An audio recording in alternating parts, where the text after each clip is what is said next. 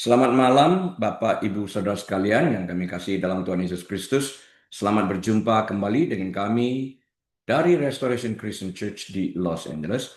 Hari ini hari Rabu, tanggal 25 Februari tahun 2026.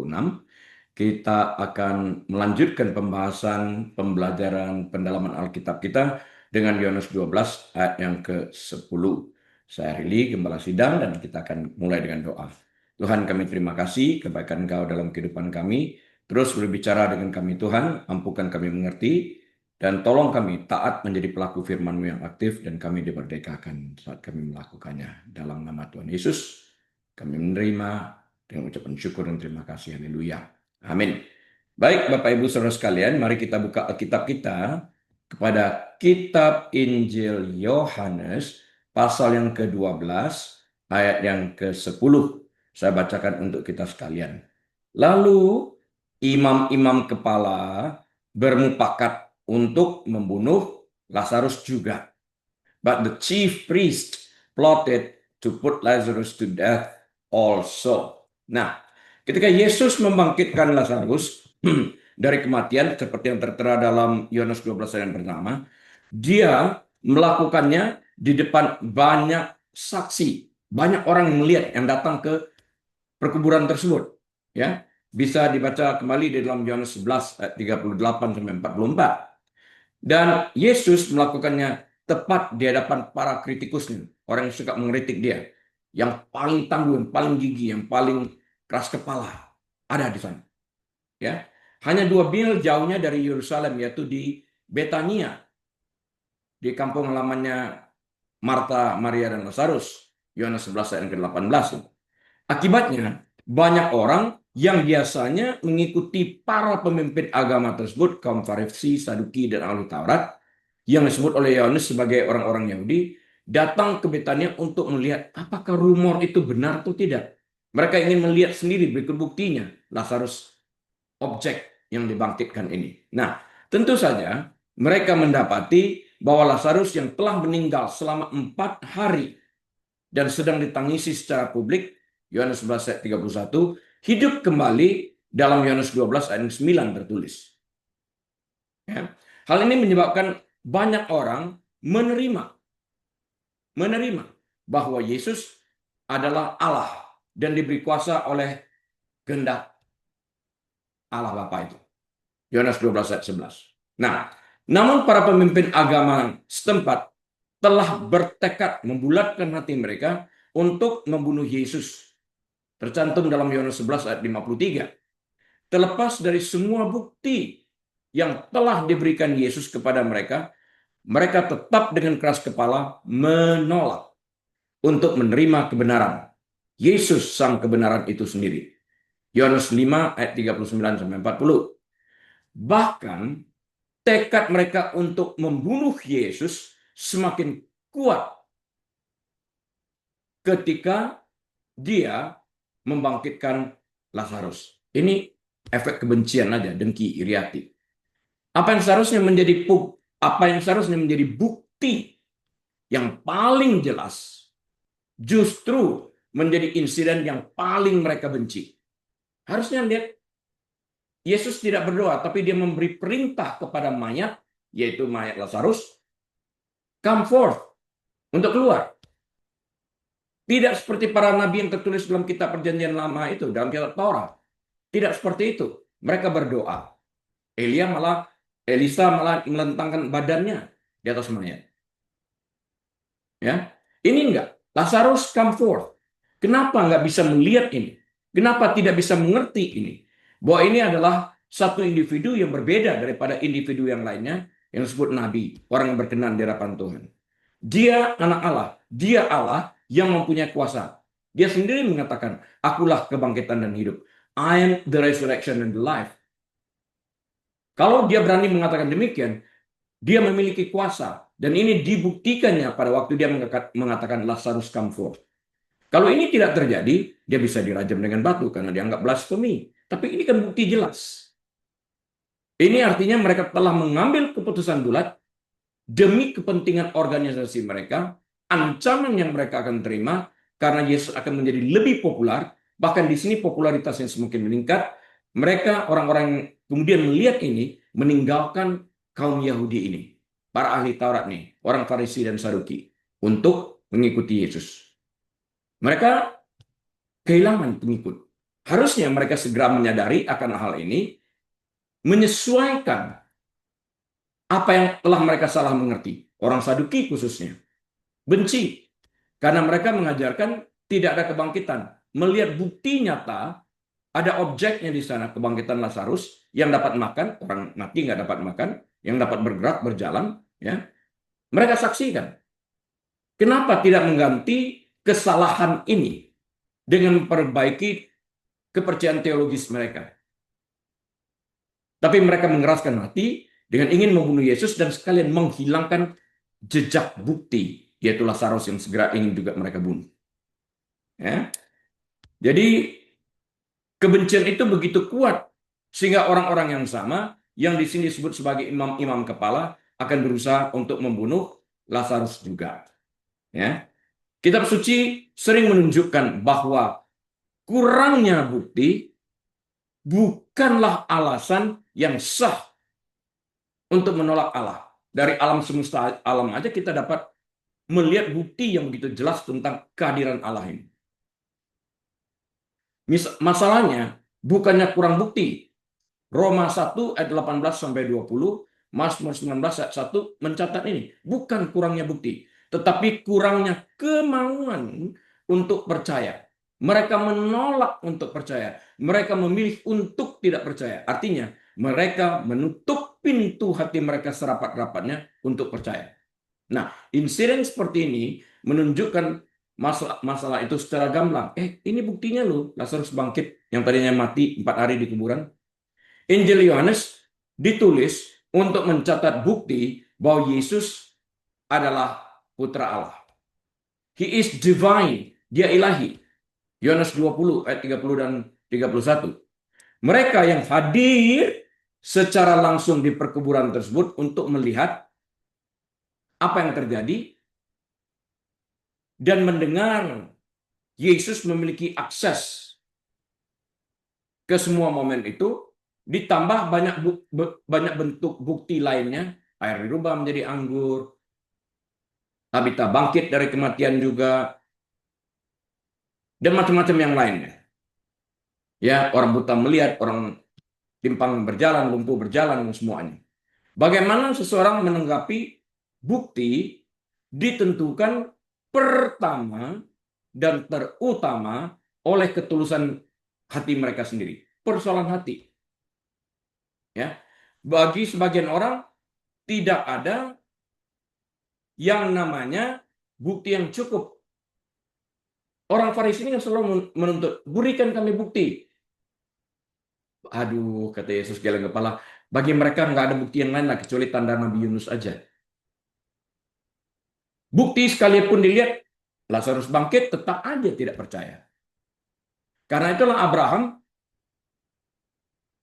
yang bersama dengan Lazarus, bukan Lazarus ini, Lazarus yang miskin, yang boroknya dijilat anjing, berkata kepada orang kaya itu. Orang kaya itu bersyafaat dari Hades. Bapak Abraham, suruhlah Lazarus bangkit dan pergi ke rumahku.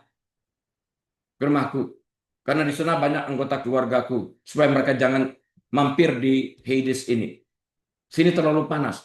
Abraham menjawab, bagi mereka banyak sekali kesaksian dan perkataan para nabi. Jika mereka tidak percaya, sekalipun ada orang mati yang dibangkitkan, mereka tetap menutup hati untuk tidak percaya. Jadi bukan alasannya bukti yang cukup, karena tidak pernah akan cukup bagi orang yang menolak. Mereka masalahnya adalah masalah dengan hati yang ditutup rapat untuk percaya. Itu masalahnya. Karena pikiran mereka sudah tertutup oleh ilah-ilah zaman ini, kata Alkitab.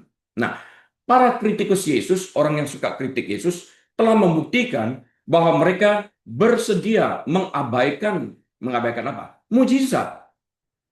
Yohanes 5 ayat 10, Markus 3 ayat 22. Dan mereka juga bersedia mengabaikan apa yang tercatat dalam kitab suci. Yohanes 5 ayat 39 sampai 40. Serta kesaksian orang lain.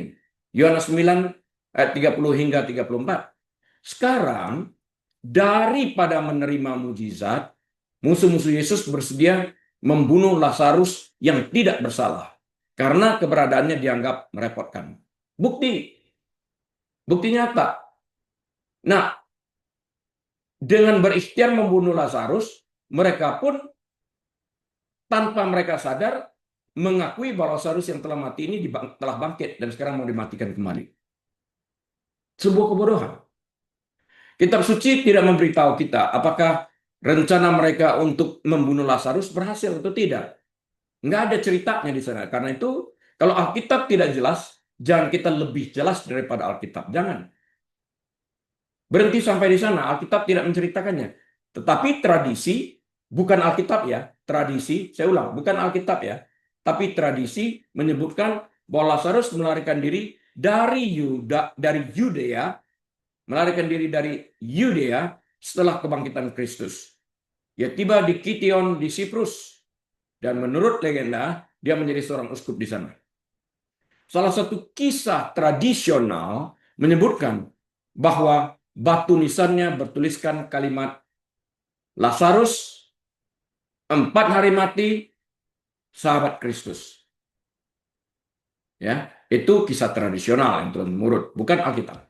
Nah, sebenarnya kita tahu gini, sebenarnya kita tidak tahu pasti apa yang terjadi pada Lazarus. Ini menunjukkan perbedaan lain antara kitab suci dan mitos. Mereka yang disentuh oleh mukjizat seperti Lazarus dalam hal ini tidak diberi makna khusus di kemudian hari atau diberkahi dengan gema kekuatan ilahi. Mereka tetap orang biasa seperti kita dengan kisah-kisah yang luar biasa yang telah mereka alami daripada zaman Kristus itu sendiri. Mari kita baca sekali lagi ya. Injil Yohanes pasal 12 ayat 10 ini untuk dapat merekam apa yang dimaksudkan dalam pembahasan yang lebih lanjut ini.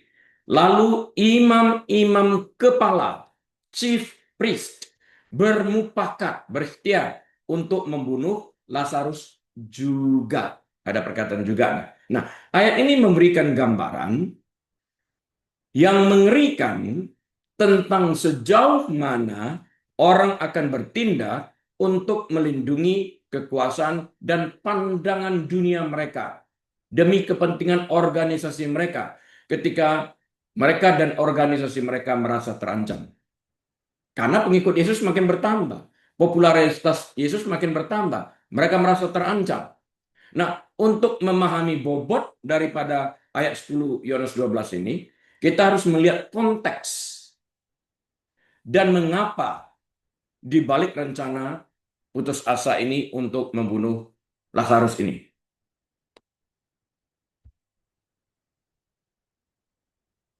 Kita lihat yang pertama, dalam konteks itu Lazarus merupakan bukti hidup. Ya, Yesus baru saja melakukan mukjizatnya yang paling publik, banyak yang hadir, tidak disembunyikan. Ini dilakukan tepat saat karena setelah itu dia disalibkan, mati dan dibangkitkan. Karena itu dia mengatakan akulah kebangkitan dan kehidupan. Karena itu dia memberikan taste terlebih dahulu tentang kematian dan tentang kebangkitan ini. Dia peragakan dulu itu apa? Dia yang membangkitkan dengan perintah. Dia katakan, aku dapat memberikan nyawaku, aku dapat mengambilnya at any time, at will. Menunjukkan kuasa ilahinya ini. Ya, ini mujizat yang terjadi di depan begitu banyak orang, publik yang tidak terbantahkan. Membangkitkan Lazarus dari kematian setelah 4 hari berada di dalam kuburan. Karena Lazarus berjalan-jalan di Betania, dia makan, dia minum, dan dia berbicara. Ia adalah bukti hidup dari otoritas ilahi Yesus. Tidak dapat disangkal, bukti. Di Betania orang melihat semuanya ini. Para imam kepala, kebanyakan orang Saduki seperti yang saya sampaikan yang lalu, yang ironisnya tidak percaya pada kebangkitan. Mereka juga tidak percaya akan adanya malaikat. Ya, mereka menyadari bahwa mereka tidak bisa lagi mengabaikan Yesus. Lazarus adalah kesaksian hidup yang tidak dapat mereka bantah. Kenapa tidak merubah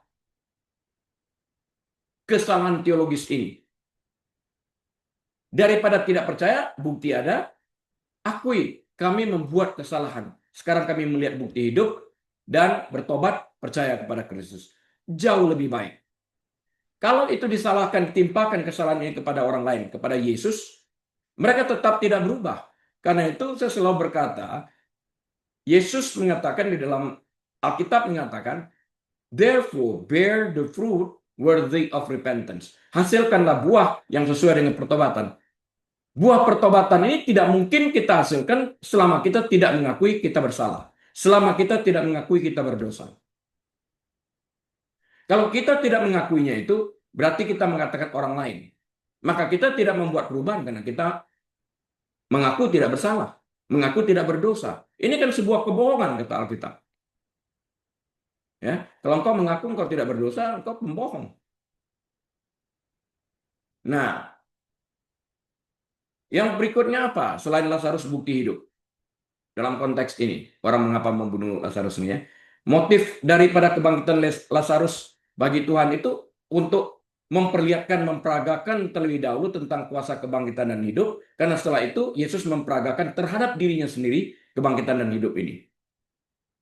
Ya, nah kalau kita lihat kebangkitan Kristus ini dapat menimbulkan apa? Kuasa untuk mengontrol pihak kaum Yahudi ini rusak, damage control, mereka nggak bisa ngontrol lagi. Ayat berikutnya di ayat 11 menjelaskan motifnya. Sebab karena dia, artinya Lazarus, banyak orang Yahudi meninggalkan mereka, kaum Yahudi ini, orang Farisi, orang Saduki, dan ahli Taurat, dan percaya kepada Yesus. Kehilangan kontrol mereka. Mereka nggak mau. Mereka mau tetap memperdaya orang ini, memanipulasikan, membodohi. Nah, sebagian orang yang melihat ini tahu nggak bisa ditipu lagi. Mereka kehilangan kontrol. Ya, damage control. Lembaga keagamaan tidak peduli dengan kebenaran. Mereka peduli dengan mempertahankan pengikut. Mereka kehilangan market share kalau dalam istilah ekonomi. Mereka kehilangan market share. Pangsa pasarnya hilang. Yaitu pengikut mereka. Bagi mereka membunuh Yesus tidak cukup. Jadi kalau membunuh Yesus saja tidak cukup menurut mereka. Mereka harus menghancurkan bukti kekuasaannya. Yaitu Lazarus yang dibangkitkan setelah 4 hari meninggal. Objek kepercayaan dari banyak orang yang beralih dari percaya kepada mereka, pengikut mereka menjadi pengikut Kristus. Yang berikutnya dalam konteks ini adalah ironi dosa. Ada ironi yang mendalam, hampir gelap di sini, yaitu kesia-siaan. Mereka, orang-orang Yahudi ini bersekongkol untuk membunuh Lazarus yang baru saja dihidupkan kembali oleh Tuhan Yesus. Ini menunjukkan kurangnya logika spiritual di dalam kehidupan mereka itu sendiri. Artinya apa? Mereka memutuskan untuk mengeraskan hati mereka persis seperti Firaun mengeraskan hati. Hati yang mengeras. Alih-alih melihat orang mati berjalan dan berpikir, berkomunikasi, makan dan semuanya ini, mungkin kita berada di pihak yang salah. Ngapa nggak berpikir seperti itu? Mungkin aja kita berada di pihak yang salah loh. Hati mereka semakin mengeras daripada mengakui kesalahan mereka ini. Ini menunjukkan bahwa mujizat tidak selalu mengarah pada iman. Adakah mujizat supaya orang percaya? Belum tentu. Ini buktinya. Kadang-kadang mengarah pada pemberontakan yang lebih mendalam demi untuk mempertahankan organisasi mereka dan kepercayaan mereka. Orang mengatakan orang itu dekat dengan Tuhan, pasti mujizat banyak terjadi, pasti hatinya baik dan orangnya kudus. Belum tentu. Yudas bersama dengan Yesus 3,5 tahun ini. Namun kekudusan Yesus itu tidak memberikan dampak dalam kehidupannya. Dia makan bareng Yesus, tidur bareng dengan Yesus, berjalan bareng Yesus, menikmati debu, berjalan di kasut mereka bersama-sama dengan 11 murid lainnya, melihat mujizat, bahkan ikut mengambil bagian di dalam pelayanan tersebut. Ikut memberi 5.000 orang laki-laki, belum termasuk wanita dan anak-anak, ikut memberi makan, ikut melihat mujizat, and yet hatinya tidak pernah berubah. Lebih dekat daripada kita, jaraknya itu dekat banget dengan Yesus secara fisik, tetapi secara hati ribuan miles, ribuan kilometer jauhnya, tidak terhampiri, tidak dapat dijangkau oleh pengajaran Yesus, oleh firman-Nya, oleh kekudusannya. Ya, inches from the light. Saya khotbahkan kemarin ini. Hanya beberapa inci dari sang terang. And yet dia memilih untuk tetap tinggal di dalam kegelapan. Sayang banget. Poin pentingnya apa?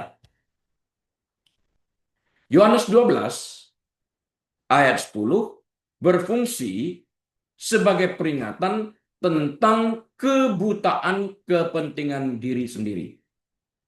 Pokoknya organisasi kita, tentang kita dulu.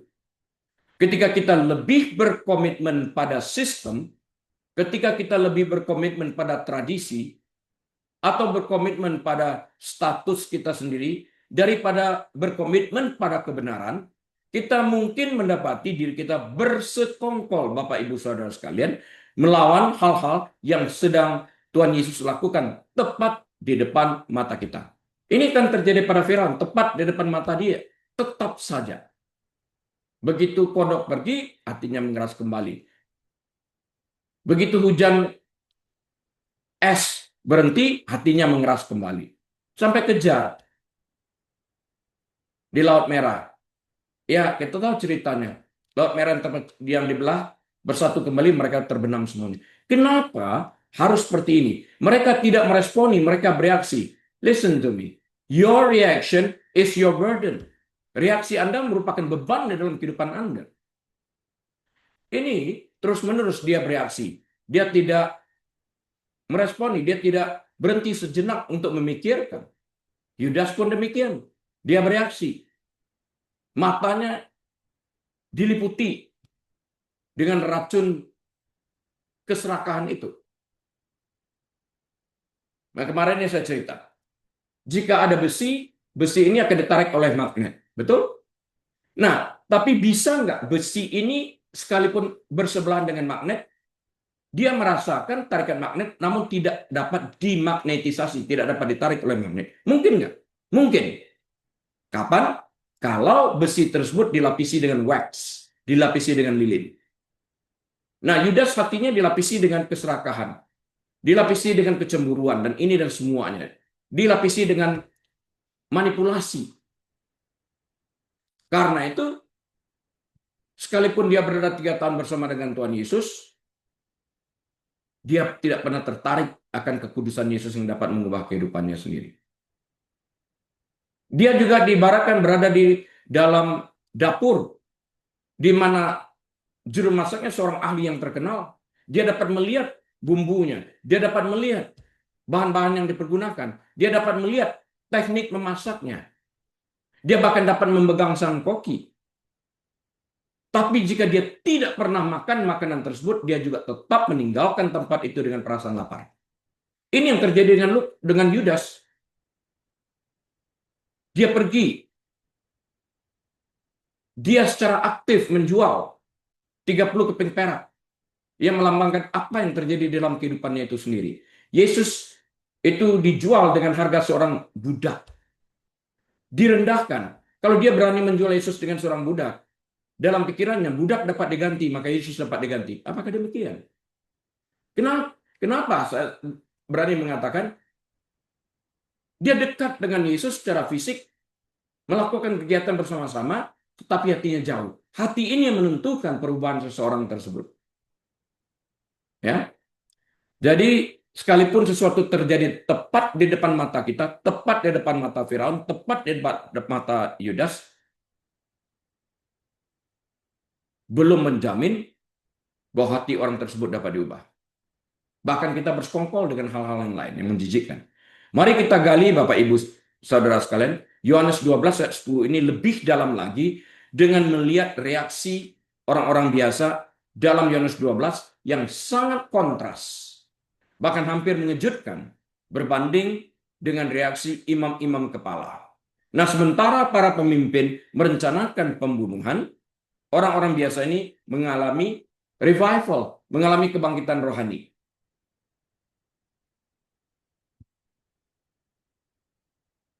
Berikut kita lihat perbedaan respons mereka.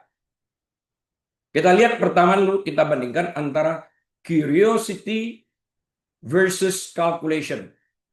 Rasa ingin tahu berbanding versus perhitungan. Ya, orang-orang yang ditulis dalam Yohanes 12 ayat 9, sejumlah besar, artinya di sini ya, ada crowd di sana, artinya sejumlah besar orang Yahudi mendengar bahwa Yesus ada di sana. Dan mereka datang bukan hanya karena Yesus, melainkan juga untuk melihat Lazarus yang dibangkitkannya dari antara orang mati. Di mana? Di Betania, yang jaraknya hanya 2 miles dari Yerusalem. Ini bukan sekadar rasa ingin tahu yang iseng-iseng buat lihat ke sana lah. Bukan seperti itu.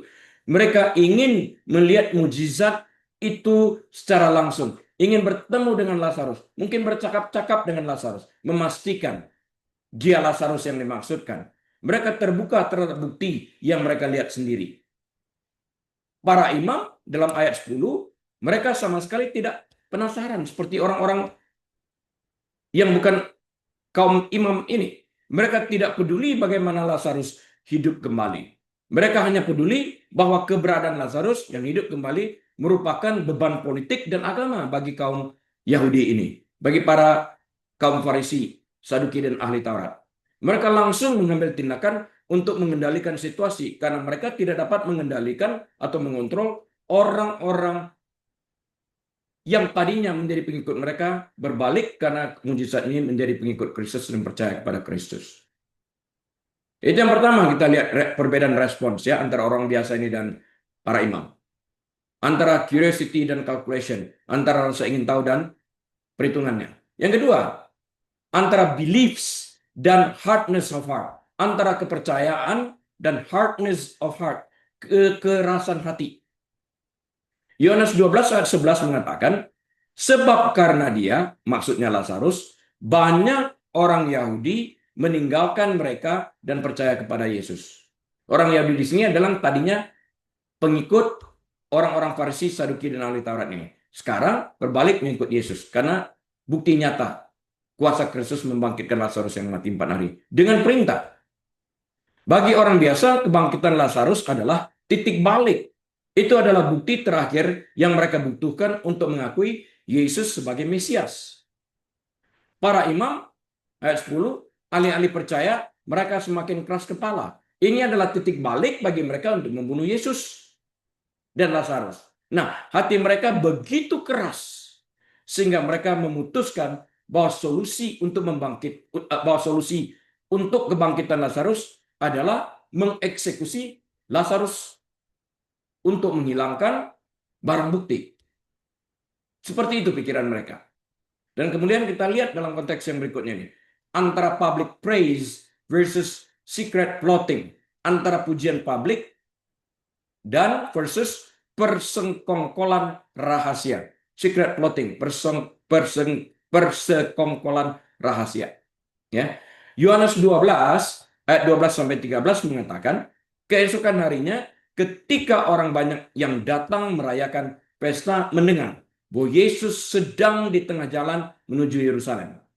Mereka mengambil daun-daun palem dan pergi menyongsong Yesus sambil berseru-seru. Pergi menyongsong dia sambil berseru-seru. Hosana, diberkatilah dia yang datang dalam nama Tuhan.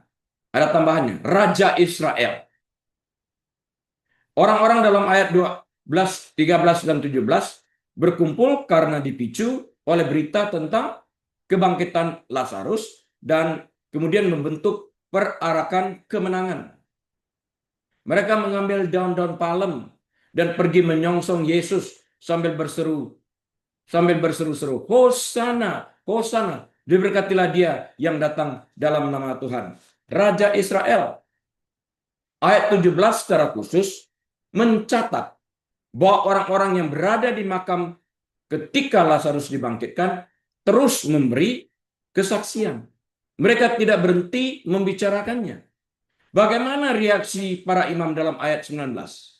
Reaksi mereka terhadap sukacita orang-orang adalah keputusasaan dan kebencian yang murni. Karena merupakan ancaman bagi organisasi mereka. Mereka sudah tidak dapat mengontrol lagi. Orang banyak berpindah dari percaya mereka menjadi percaya Yesus. Mereka berkata satu sama lain di antara mereka, kamu lihat sendiri bahwa kamu sama sekali tidak berhasil. Lihatlah seluruh dunia datang mengikuti dia. Kamu tidak berhasil menahan gelombang perpindahan. Itu maksudnya. Ya, coba kita lihat sebentar. Saya share ini.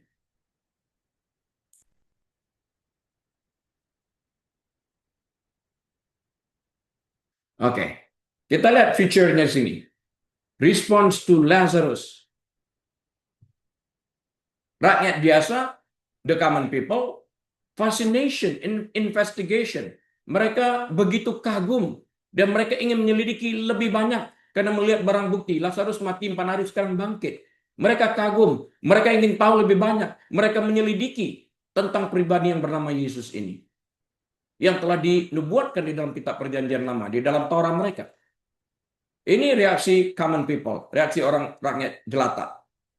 Chief priest, imam kepala, bagaimana reaksi mereka? Conspiracy and assassination. Mereka berkonspirasi untuk melakukan tindakan pembunuhan. Bukan hanya kepada Yesus, tapi juga kepada Lazarus. Internal result-nya itu seperti apa? Kalau kita lihat di antara rakyat jelata, faith and belief, iman dan kepercayaan muncul sebagai hasil dari apa yang mereka lihat ini. Di dalam hati mereka, faith and belief. Muncul iman dan kepercayaan tentang pribadi Yesus ini. Bagi imam kepala, chief priest, fear and jealousy. Ketakutan dan kecemburuan. Itu yang muncul. Karena mereka merasa tersaingi. Padahal tentang pribadi Yesus ini, tertulis loh di dalam kitab Taurat itu, mereka mengerti, mereka baca, mereka tahu. And yet mereka menolak untuk percaya. Pernah nggak ngalami orang datang dari rumah, masuk untuk mendengarkan, tadinya ingin belajar, tapi masuk sudah dengan persiapan hati yang tertutup. Ngapain datang jauh-jauh untuk mendengarkan seminar? Ya. Feature yang berikutnya, action taken. Aksi yang mereka diambil. Aksi yang diambil the common people atau rakyat jelata ini adalah public praise, hosana. Pujian publik yang didengungkan, dijerikin. Hosana yang artinya selamatkan kami sekarang. Save us now. Itu hosana. Tapi aksi yang diambil imam kepala ini adalah secret plotting to kill Lazarus. Persekongkolan rahasia untuk membunuh Lazarus. Sudah barang tentu Yesus juga. Karena dia melakukan mujizat. Feature yang berikutnya, spiritual state. Status rohani. Kalau kita melihat status rohani di rakyat jelata yang melihat ini, apa yang terjadi? Open to the light. Terbuka terhadap cahaya. Bagi imam kepala, committed to the darkness. Terikat pada kegelapan. Ini juga yang terjadi pada Yudas Iskariot. Inches from the light. Yesus sang terang di sana. Tapi dia memilih kegelapan. Dan kemudian dia bunuh diri. Ya, kita lihat itu. Ini saya stop share dulu supaya kita bisa kembali. Nah, the deepest ironinya, ironi yang paling mendalam adalah orang-orang biasa bertindak lebih egois daripada para pemimpin yang terpelajar. Orang-orang menyadari bahwa jika seseorang dapat membangkitkan orang mati, sudah seharusnya mengikutinya. Ya, sebaliknya para pemimpin menyadari bahwa jika seseorang dapat membangkitkan orang mati, mereka harus dilenyapkan. Ini, mereka cepat percaya. Baik dia membangkitkan orang yang mati, maaf, mereka harus dilenyapkan. Menurut mereka, imam kepala ini, baik dia membangkitkan orang mati, dan orang mati yang telah dibangkitkan tersebut yang merupakan bukti akan kuasanya atas maut. Harus dilenyapkan menurut mereka. Nah, ini adalah pengingat yang kuat bahwa pendidikan dan status keagamaan tidak menjamin penglihatan spiritual. Seringkali iman yang sederhana yang dimiliki rakyat jelata ini iman yang sederhana dan biasalah yang mampu melihat kebenaran dengan paling jelas. Nah, mari kita bedah ayat ini lebih dalam lagi dengan membahas peran spesifik yang dimainkan oleh kaum Saduki yang terdiri daripada para imam kepala. Dalam hal ini mengingat keyakinan unik mereka tentang kehidupan dan kematian. Nah, memahami identitas spesifik para imam kepala menambahkan lapisan ironi baru pada Yohanes pasal 12 ayat yang ke-10. Pada abad pertama, jabatan imam besar dan para imam kepala di sekitarnya hampir secara eksklusif dipegang oleh anggota kaum Saduki. Untuk memahami mengapa mereka begitu terpacu oleh Lazarus, kita harus melihat titik kritis teologis spesifik mereka. Krisis teologis terjadi. Tidak ada kebangkitan menurut pengajaran orang Saduki. Tidak ada kebangkitan menurut mereka. Tapi Lazarus bangkit. Terjadi krisis teologis kan. Nah, kaum Saduki adalah liberal teologis pada zamannya mengenai hal-hal supranatural. Tidak seperti orang Farisi, kaum Saduki tidak percaya pada kebangkitan orang mati. Mereka juga tidak percaya tentang keberadaan malaikat atau jiwa yang tetap hidup setelah kematian. Di sini pengetahuan Paulus dipergunakan untuk memecah antara orang Farisi dan Saduki sehingga dia bebas daripada timpukan batu. Ya, masalahnya apa di sini? Masalahnya adalah Lazarus bukan hanya bukti kuasa Yesus, bukan hanya bukti mujizat, dia adalah bantahan nyata terhadap seluruh ajaran mereka selama ini. Kalau orang sekarang begini, dengan kehadiran Lazarus, apakah orang Saduki ini bisa mengajar? Tidak ada kebangkitan. Itu di depan Lazarus. Mana mungkin? Bukti nyata. Kalau gitu hilangkan aja Lazarus. Sekarang nggak bisa ngajar. Nggak bisa khotbah tentang tidak ada kebangkitan. Karena Lazarus bukti hidup.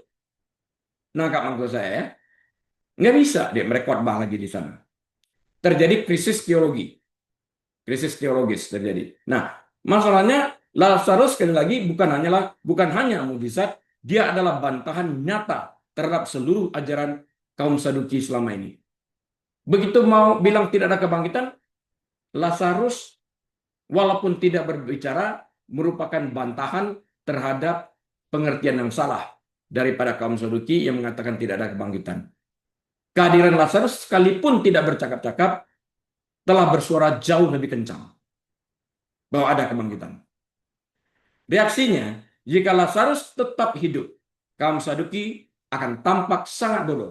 Menurut mereka, dengan merencanakan untuk membunuhnya, mereka bukan hanya mencoba menghentikan Yesus, mereka mencoba untuk menghapus fakta fisik yang membuktikan teologi mereka salah. Artinya mereka mencoba to rewrite the history. Mereka mencoba menulis ulang history dengan membunuh Lazarus kembali. Tapi inilah kebodohan itu.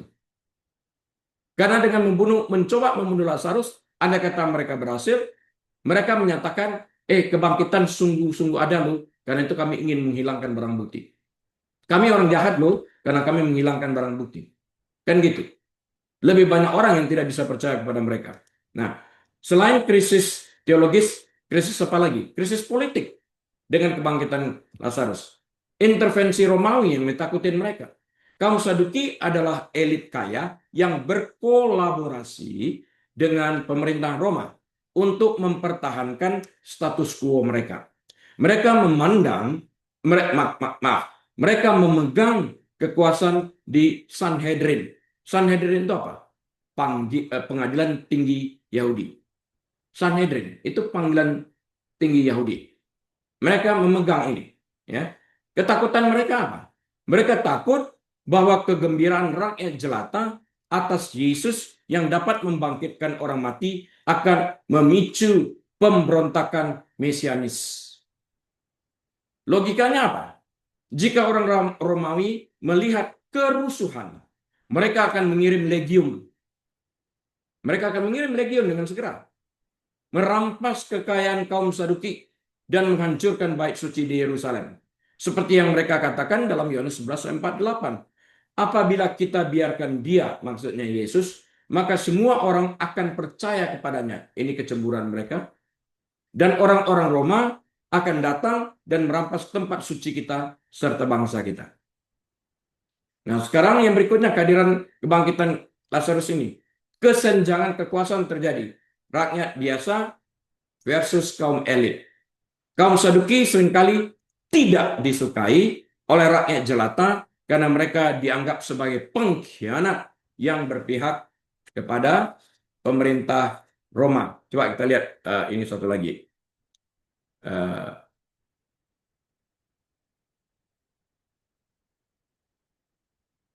Ini, yang ini. Nih kita lihat grupnya orang Farisi dan grupnya orang Saduki. Perspektif on the supernaturalnya, perspektif terhadap supranatural itu apa? Bagi orang Farisi, mereka percaya kepada kebangkitan, percaya akan keberadaan malaikat. Believe in resurrection and angels.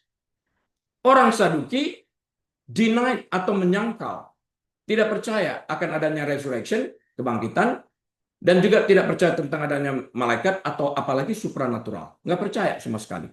Tapi terlepas daripada apa yang mereka percaya atau tidak percaya, tidak mengubah kenyataan Yesus adalah anak Allah yang memiliki kuasa di surga dan di bumi. Ya, kalau kita lihat dari grup Farisi, bagaimana relationship mereka dengan Yesus?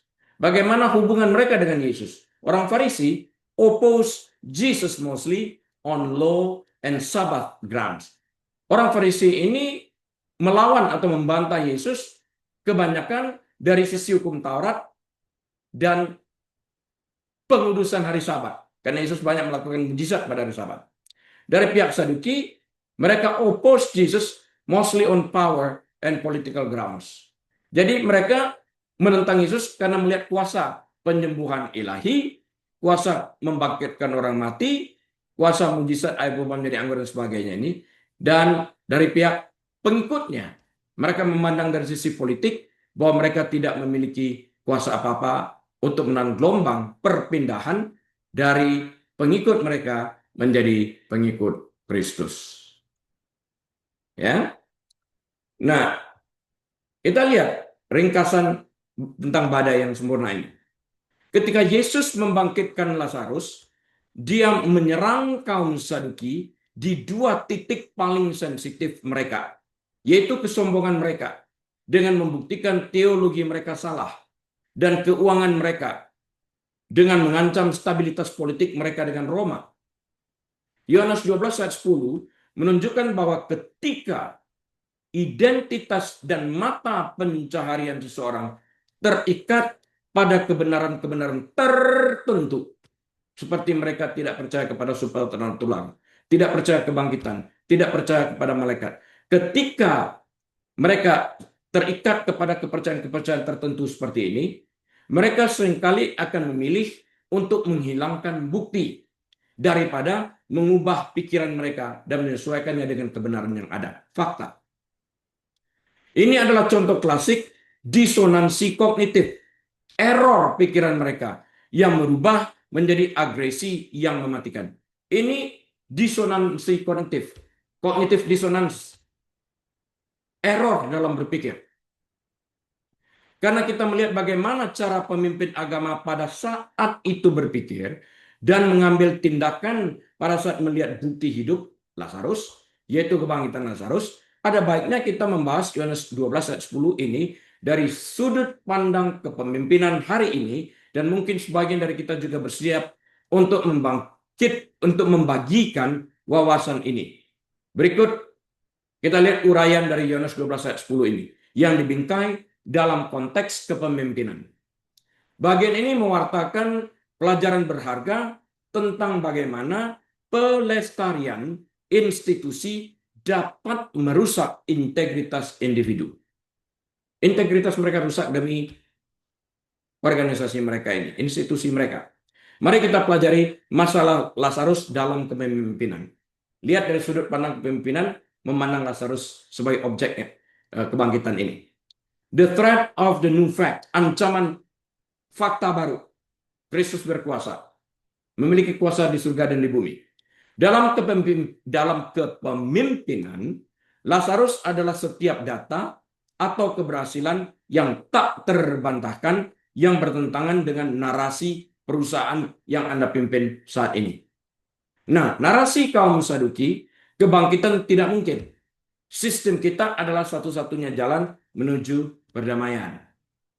Singkirkan bukti. Itu.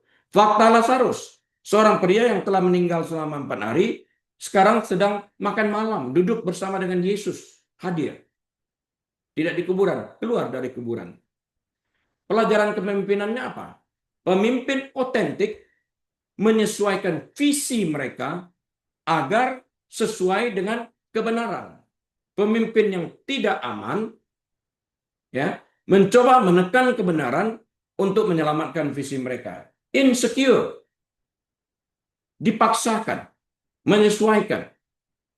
Fakta diselencengkan, digaslight kalau perlu. Identifying systemic blindness, mengidentifikasi kebutaan sistemik. Para imam kepala tidak bodoh. Mereka termotivasi untuk berlaku buta dalam tanda petik.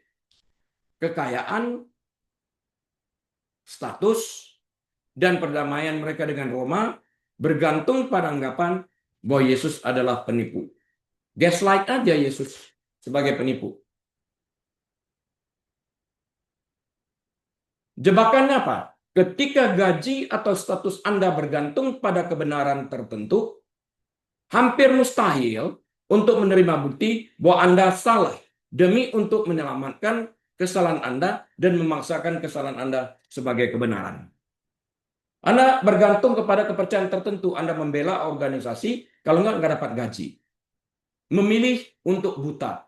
Memilih to look the other way around. Refleksinya apa? Tanyakan pada diri sendiri dong. Apakah ada Lazarus di organisasi saya? Kebenaran yang saya abaikan karena akan terlalu mahal atau memalukan untuk diakui. Kalau ada Lazarus, ada bukti nyata, akui dan sesuaikan visi kita itu agar ini berkembang. Itu jauh lebih dewasa. Ya. Yang ketiga, the escalation of ethics. Eskalasi etika. Perhatikan perkembangannya. Mereka mulai dengan ingin menghentikan Yesus. Sumbernya. Tetapi mereka berakhir dengan ingin membunuh Lazarus. Bukti. The slippery slope. Jalan licin. Kebobrokan moral jarang tetap fokus pada satu target. Kebobrokan moral akan meluap dan meluas kemanapun yang memberi kesaksian tentang kegagalan pemimpin. Mereka tidak mau menyesuaikan kegagalan orang Saduki ini. Peringatannya sebagai berikut. Jika Anda mendapatkan diri Anda menyerang pembawa pesan, messengernya, Lazarus, daripada menangani pesan, message-nya, kebangkitan, Anda telah beralih dari memimpin menjadi berpolitik. Pisahkan dulu antara messenger dengan message. Jangan messenger diserang. Karena ada bukti fakta, message yang jelas. Yaitu Lazarus dibangkitkan. Nah, refleksinya, jika kita meninjau rekaman pertandingan kepemimpinan kita sendiri minggu ini, 7 hari ini, apakah kita akan melihat diri kita sebagai orang-orang yang merayakan kehidupan dan pertumbuhan baru, membuat perubahan terhadap visi yang kuno, atau sebagai para imam yang bertanya-tanya bagaimana meminimalkan dampak kebenaran yang membuat kita tidak nyaman? Kecilkan. Ya, berikan beberapa menit, saya akan menunjukkan ini. Sayang saya nggak ada slide-nya di sini, tapi saya ceritakan sebagai berikut. Leadership trait-nya, primary goal-nya itu apa? Dari pihak chief priest, the Sadducees, maintaining the status quo-nya, mempertahankan status quo mereka.